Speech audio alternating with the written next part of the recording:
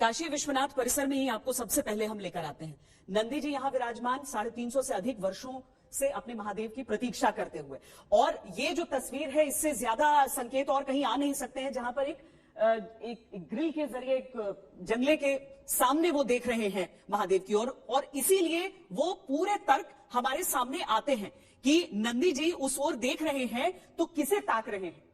तो अब यहां से हम आपको उस ओर लेकर गए थे, लेकिन अब थोड़ा सा और आगे जाएंगे, क्योंकि वजू खाने की जो तस्वीरें सामने आई उसके बाद बहुत सारी बातें कही गई, बहुत सारी बातें सामने आई कि क्या हो सकता है वजू खाने में पानी निकालने के बाद जो कुछ नजर आया वो क्या है। तो नंदी जी के जिस ओर वो देख रहे हैं, जिस ओर वो ताक रहे हैं, उसी ओर जाने से हम उस हिस्से में पहुंचेंगे। तो एक तरफ है मंदिर का हिस्सा और दूसरी तरफ है मस्जिद का हिस्सा। किसी भी मस्जिद में नमाज पढ़ने से पहले वजू खाने की एक जो जरूरत होती है वो क्यों होती है? इस तरह से पानी भरा रहता है या फिर कई जगह नलों का इस्तेमाल होता है। यहां ज्ञानवापी मस्जिद में इस तरह के एक वजू खाने का प्रयोग होता है, जहां पर उसी पानी से पैर हाथ धोए जाते हैं, नमाज पढ़ने से पहले कुल्ला किया जाता है, साफ सफाई की जाती है और तब जाकर नमाज पढ़ने जाते हैं। तो अब ये जांचना था कि क्या वजू खाने में किसी तरह की कोई आकृति, कलाकृति, कोई मूर्ति हो सकती है। कहा गया कि आप वजू खाने को खाली कर दें, यानी जो पानी इसमें भरा हुआ था उस पानी को उसमें से हटा देना था। देखिए, इसी तरीके से धीरे धीरे करके पानी का स्तर नीचे जाता गया, और जैसे जैसे पानी का स्तर नीचे गया वैसे वैसे नजर आया कि बीच में तो कोई आकृति है, और वो आकृति जो है वो शिवलिंग के रूप में प्रतीत हो रही है। हम इससे पहले कि आगे बढ़कर आपको विस्तार से दिखाएं कि किस तरह की आकृति रही, कैसे उसके मुख पर कुछ ऐसा लगा रहा कि मुस्लिम पक्ष ये कहता रहा कि वहां पर तो फव्वारा है, और हिंदू पक्ष ने कहा कि नहीं, ये तो महादेव मिल गए। उससे पहले जो इस सर्वे टीम का हिस्सा थे उनकी एक बात आपको सुनाते हैं। 1 फीट पानी वजू खाना से खाली होते ही और जो गोल सा रहा उसमें शिवलिंग उभर कर आ गया, जिसका और फिर विशेषज्ञ को बुलाया गया। पूरे सफाई होने के बाद काला शिवलिंग एक ही पत्थर का बना हुआ, और उन्होंने घोषित किया कि यह एक पत्थर का बना हुआ है, यह शिवलिंग ही हो सकता है, शिवलिंग ही है। किसने घोषित किया? जो सरकारी विभाग से आए, और फिर उन पर आप देख रहे होंगे कि एक धन का चिन्ह है, 2 ईंटों के माध्यम से जोड़ करके ये है कि ये फव्वारा है। तो हम लोग अगर फव्वारा तो चालू करिए। मुस्लिम साइड तो कह रहे हैं फव्वारा है। हाँ, वो कहे फव्वारा है, हम कहे कि आज भी फव्वारा चालू करके दिखा दें। नहीं चालू होगा क्योंकि फव्वारा है ही नहीं। तो फिर विशाल सिंह जी स्वयं जो है गए वहां, झाड़ू की सीख ले आए, उसके अंदर डाले, मात्र 6 इंच का छेद था। तो फिर उसके बाद फोटोग्राफी करने के कारण उसमें जो है रोशनी डाली गई, ये लगा कि मात्र 6 इंच का ही है, यह फव्वारा हो नहीं सकता है। और जिस समय यह निर्णय लिया जाता था तो ज्ञानवापी इंतजामिया जो मसाजिद कमेटी के लोग थे, ऐसा नहीं कि नहीं थे, उन सबके सहमति से, निर्णयों से यह सब तय हुआ। नहीं तो आपने कैमरा से डाला गया, तो फिर कैमरे से को उसके ऊपर फ्रंट साइड पे करके नीचे देखा गया। हाँ, नीचे देखा गया। दूसरी चीज, फिर हम लोग ये डॉक्टर विलियम अल्टेकर की पुस्तक थी, उसमें यह लिखा था कि शिवलिंग 100 फीट का हो सकता है। तो हम लोग मुस्लिम पक्ष के लोगों से पूछे, विशाल सिंह जी भी पूछे कि क्या इसके जाने का इधर मार्ग है, और विष्णु शंकर जैन जी भी वहां उपस्थित थे, तो कहे हाँ इधर है। फिर सीढ़ी के मार्ग से नीचे उतरे तो देखे कि उसको दीवार से चारों तरफ से उसको चिनाई की गई थी। हम लोग एक पूरी कल्पना है कि यह विशाल शिवलिंग नीचे तक आया हुआ है, और नीचे माँ अर्घा, जिसे माँ पार्वती का अर्घा है। और अगला जो जांच कमीशन हम लोग आएगा तो उसमें हम लोग इसकी मांग करेंगे। तो वजू खाने को खाली कराया गया, पानी वहां से पूरा बाहर निकाला गया, उसके बाद सामने आया ये हिस्सा। अब ये हिस्सा क्या है? मुस्लिम पक्ष कहता है कि आप इसे ध्यान से देखिए, ये तो एक फव्वारा है, फाउंटेन, वहां से पानी निकलता है, तभी वजू खाने में पानी की सप्लाई रहती है। अगर आप इसका ऊपर का हिस्सा देखते हैं ना, तो वहां पर आपको नजर आएगी कुछ दरारें, और मुस्लिम पक्ष का कहना है कि एक फव्वारा इसी तरह का होता है, उसकी संरचना ऐसी होती है, वहीं से जल की निकासी होती है। लेकिन हिंदू पक्ष कहता है कि आप इसका पूरा संपूर्ण ढांचा तो देखिए, जहां तक की तस्वीरें आ रही हैं वो यही है। और इसमें अगर आप देखेंगे तो आपको शिवलिंग का आकार इसमें नजर आएगा, शिवलिंग का आकार नजर आता है, पर ऊपर अब वो दरारें कैसी हैं, तो हिंदू पक्ष में एक पक्ष ये कहता है कि वो इसीलिए है क्योंकि उसे खंडित करने का प्रयास है। लेकिन एक दूसरी चीज भी कही जाती है, वो ये कि जब इसमें से जल निकला नहीं, जब ऑन करने के लिए कहा गया कि फव्वारा है तो इसे चलाकर दिखाइए, तो ये ऑन नहीं हुआ, इसमें से पानी निकला नहीं। दूसरी चीज कि इसमें जब एक लकड़ी डालकर देखने का प्रयास हुआ तो बहुत ज्यादा नीचे तक वो लकड़ी गई नहीं। अब क्यों नहीं गई, इसको लेकर सवाल उठ रहे हैं। अदालतों को भी यही जांचना है। लेकिन कुल मिलाकर सामने अगर ये आकृति है तो अब इसको लेकर बहस हो रही है। बहस ये कि ये साक्षात महादेव है, ये शिवलिंग है, या फिर मुस्लिम पक्ष के दावे के अनुसार ये फव्वारा है। तो हम दो खास मेहमानों को अपने साथ इस चर्चा में जोड़कर इसके तर्क जानने की कोशिश करते हैं। और चर्चा के लिए हम सीधे आपको अपने दो जो विशिष्ट अतिथि हैं हमारे साथ यहां पर, उनके पास लेकर आते हैं। स्वामी दीपांकर हमारे साथ हैं, बहुत स्वागत है आपका। और साजिद रशीदी जी हैं जो कि प्रेसिडेंट ऑल इंडिया इमाम एसोसिएशन के हैं।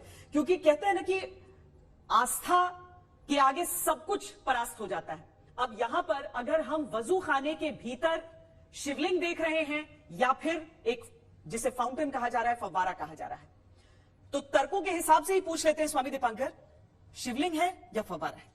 2 दिन आप बिताकर भी आए हैं मैं काशी में। सहमत हूं, समझता हूं, पर मैं ये भी जानता हूं कि जटा से ही गंगा निकलती है। आप उसे फाउंटेन कह रहे हैं, हाँ। तो ये नो चॉइस इज योर्स। पर आप समझिए कि 100 करोड़ से अधिक लोग जिसको अपना आराध्य मानते हो, आप उसे फाउंटेन कह रहे हैं। पर मैं ये नहीं समझ पाता हूं कि ये सब चीजें जब महादेव की या राम की बारी आती है तभी क्यों होती है। कोई कमरा नंबर पूछता था, आज फाउंटेन बताया जा रहा है। आप मत सम्मान कीजिए, अपमान करने का आपको अधिकार। आपको लग रहा है जानबूझकर हो रहा है? ये दिख रहा है। फव्वारा या शिवलिंग? देखिए, ये कोई नई चीज नहीं है। मैं आपको हिंदुस्तान की सैकड़ों, हजारों, लाखों मस्जिदों में दिखा सकता हूँ जहां वजू खाने में जहां फव्वारा वज़े खाने में फव्वारा है। ये कोई नई चीज नहीं है, या कोई ऐसा नहीं है कि जानबूझकर इसको बताया जा रहा है कि ये फव्वारा है। जिस मस्जिद में हौज होती है पानी के वजू करने के लिए, वहां फव्वारा, फाउंटेन होना जरूरी है, क्योंकि उसको पानी भरने के लिए ये चीजें होती हैं। होता क्या है कि कुछ कई जगहों पर ऐसा है कि वो बिल्कुल इस्तेमाल में है और पानी निकलता है उसमें से। कई जगहों पर ऐसा भी है कि उस फव्वारे से काम नहीं चल रहा है, तो लोगों ने बोरिंग करा लिए, अब वो बोरिंग का पानी डायरेक्ट गिर रहा है, फव्वारा जो है काम नहीं कर रहा है। तो यहाँ सिचुएशन वही है। दूसरे मैं आपको बता देता हूँ, ये पहली मंजिल पर है। ये पहली में इसके नीचे जो है तहखाना है। तो तहखाने के ऊपर पहली मंजिल पर छत पर तो शिवलिंग नहीं हो सकता। शिवलिंग तो जमीन में होता है। नहीं, शिवलिंग तो जमीन में ऐसा नहीं है। नहीं, जो मान्यता है, मैं मान्यता के अनुसार बता रहा हूँ, छत पर शिवलिंग नहीं रखा जाता।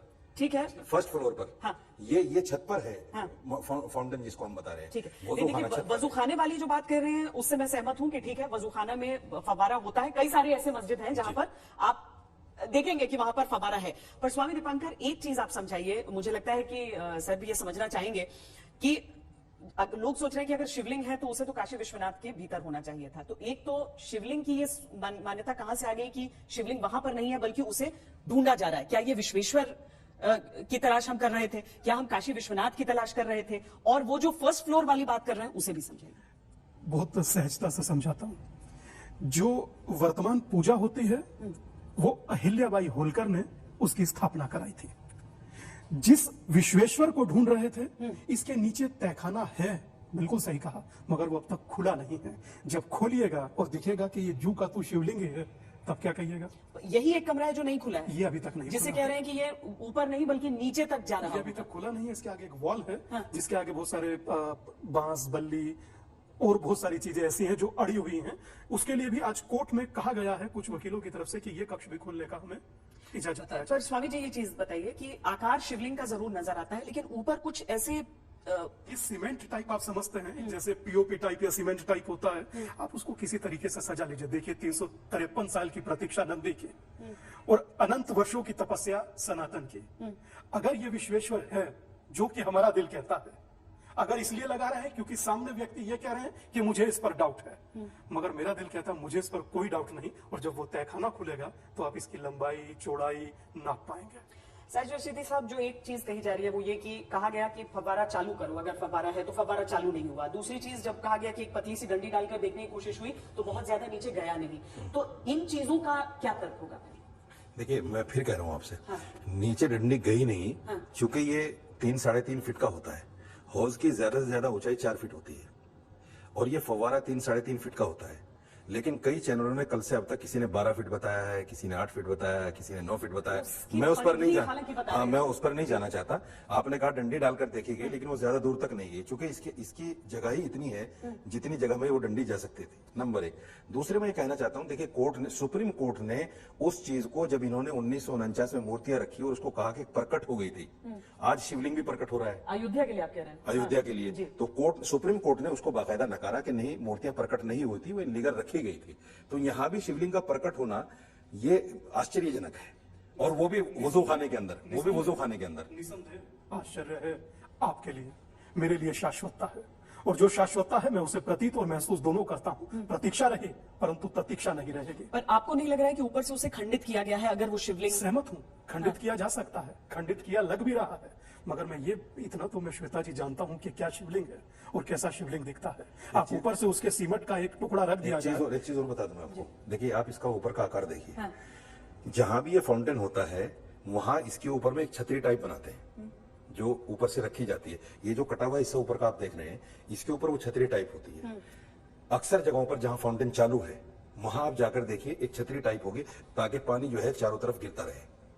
ये चूंकि चालू नहीं था तो वो छतरी टूट गई होगी किसी वजह से, चूंकि इसका रखरखाव सही नहीं रखा गया। एक ईमानदारी से मैं आपकी शिवलिंग का आकार ऐसा नहीं हो सकता जैसे ये ऊपर से है। अगर मैं एक निजी राय आपकी पूछ रही हूँ, देखिए अभी तो सुप्रीम कोर्ट ने भी अपनी तरफ से कई टिप्पणियां की हैं, लेकिन अगर वाकई जो स्वामी दीपांकर भी कह रहे हैं और बाकी दावा कर रहे हैं कि नीचे के हिस्से तक उस शिवलिंग का आकार जाएगा, अगर वाकई ये साबित होता ही है कि शिवलिंग है, तब आपका मन क्या कहेगा? देखिए मैं तो इस बात को कहता हूं, चूंकि मुझे हिस्ट्री के तथ्य पता है जी। ये लोग कहते हैं जैसे बाबरी मस्जिद के लिए कहा गया था कि मंदिर तोड़कर मस्जिद बनी, सुप्रीम कोर्ट ने साफ कर दिया। यहां भी ये कहा जा रहा है कि औरंगजेब ने मंदिर तोड़कर मस्जिद बनाई, लेकिन तथ्य क्या है कि ये मस्जिद जलालुद्दीन अकबर से भी पहले है, उसके भी पहले बनी हुई है। और औरंगजेब ने, सुने, औरंगजेब ने इसकी तामीर नौ रिनोवेशन, इसको दोबारा बनाया। वो औरंगजेब फरमान जो बताते हैं लोग, वो तामीर नौ का है। इसको बाकायदा ऐसा नहीं है कि मस्जिद बनी उस वक्त है, यानी उसको रिनोवेशन किया, वो फरमान में ये है। 2 चीजें हैं श्वेता जी, ये औरंगजेब से पहले भी कई बार टूटी, 3 दफा तो कम से कम दर्ज की टूटी। फिर टोडरमल ने बनवाया, फिर उसके बाद विक्रमादित्य ने उसको जीर्णोद्धार किया, अहिल्याबाई होलकर ने किया, और अभी जो कॉरिडोर का उद्घाटन हुआ था उसके साक्षी हम भी थे। मगर एक चीज बहुत क्लियर है, आप तर्क वितर्क दे सकते हैं, बस मैं इतना ही एक शब्द में इस बात को संपन्न करूंगा, विज्ञान चलकर मानता है, अध्यात्म मानकर चलता है। मेरी आस्था तटस्थ है, आप निर्णय अदालत पर छोड़िए।